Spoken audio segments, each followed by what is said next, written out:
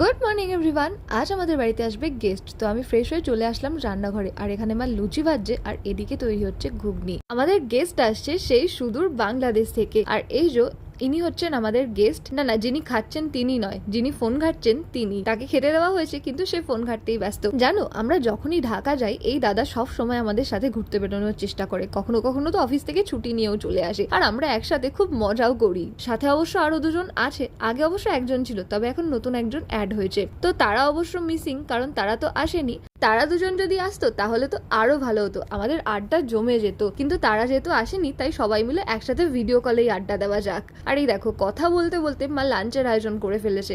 লাঞ্চে রয়েছে আজকে ভাত, শাক ভাজা, আলু ভাজা, পটল ভাজা, ডাল, চিংড়ি মাছের মালাইকারি, আর রয়েছে চিকেন, চাটনি, পাঁপড়। খাওয়া দাওয়া শেষ করে আমরা চলে আসলাম ঘরে। আর এখন বসে বসে মাজা খেতে খেতে ফুল আড্ডা দেবো, কারণ এই সুযোগ তো আর সহজে পাওয়া যায় না।